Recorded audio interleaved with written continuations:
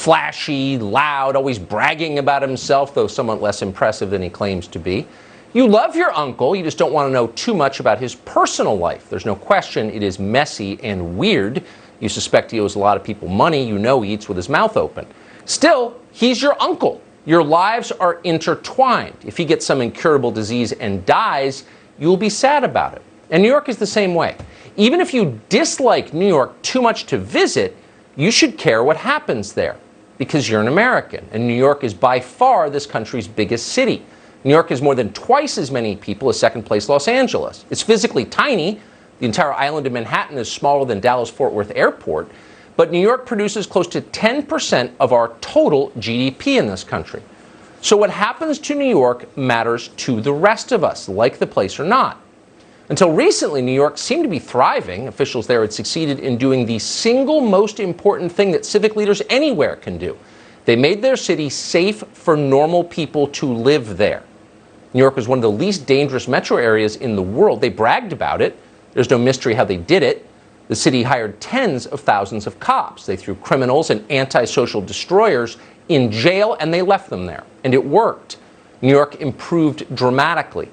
People with choices, people who could live anywhere, wanted to live there. And then in a short space of time, Mayor Bill DeBlasio arrived, and he set about reversing the formula. On the basis of no evidence, DeBlasio attacked the police department of New York as racist.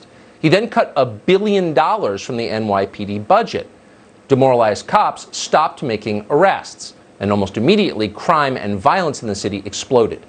In a single Manhattan neighborhood, the Upper East Side, robberies have jumped by 286% this year. Things fell apart. New Yorkers who could leave the city did leave, the entire tax base fleeing to Florida. Bill DeBlasio watched these entirely predictable things happen, glassy-eyed, breathing through his mouth, probably too high to process it all. In the end, DeBlasio concluded that none of it was his fault. New Yorkers, he decided, have had it too easy. What they need is more suffering. So today, DeBlasio announced that he plans to encircle the entire city with military-style checkpoints, not to stop violent criminals, but to prevent people from visiting from other places. There was no public discussion of this ahead of time. There was no debate. DeBlasio just decreed it. So starting today, we're going to do something new in New York City. We will have checkpoints at key entry points to the city. Travelers coming in from those states will be given information about the quarantine. They will be reminded that it is required, not optional. They'll be reminded that failure to quarantine is a violation of state law, and it comes with serious penalties. In fact, under certain circumstances, the fines can be as high as $10,000. Got that? It doesn't make any sense at all. He didn't bother to explain why they're doing it. There's no science behind it. But the one thing that you know for sure is it's your fault.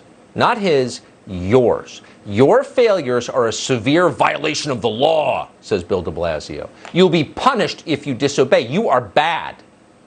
So travelers to New York City are about to learn a very important lesson. It's a lesson that residents of nursing homes in New York, the ones who survived, have already learned. And it's this: the people who make the worst decisions, the decisions that kill people, never face consequences for those decisions. Only you do. So shut up and show us your papers, peasant. Now, one of the many ironies here, and there are many, is that back in March of this year, New York threatened to sue the state of Rhode Island for trying to set up the very same kind of checkpoints. At the time, Andrew Cuomo, he's the governor of New York, called checkpoints like this, quote, unconstitutional and reactionary. So what changed? Well, who knows? Don't waste your time looking for consistency. Bureaucracies don't have to be consistent because they're in charge. They can do whatever they want. They don't have to explain why.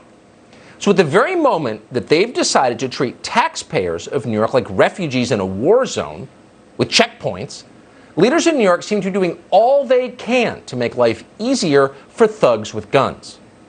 Back in May, for example, the city of New York released a gang member from custody without bail. He'd been charged with attempted murder, but they just let him go. Here are pictures of the alleged crime. Imagine letting that guy, the guy with the gun, shooting someone on the sidewalk, just walk out free. Why would you do that? You would have to hate the people who live in your city in order to do that. Prosecutors say that that suspect, a man called Darius Sutton, went on, after New York let him out, to commit 3 more shootings, because of course he did. Bill de Blasio doesn't want to talk about any of that. He doesn't want you to talk about it either. The thing about social justice is you're just going to have to ignore the details. Instead, city officials would like you to stay terrified of the coronavirus, because more anxiety about invisible viruses will take your mind off the shootings and the decay. So in a few days, New York will begin following and harassing travelers. They're going to text and call you if you plan to travel. And if you don't respond, city workers may come to your home in person.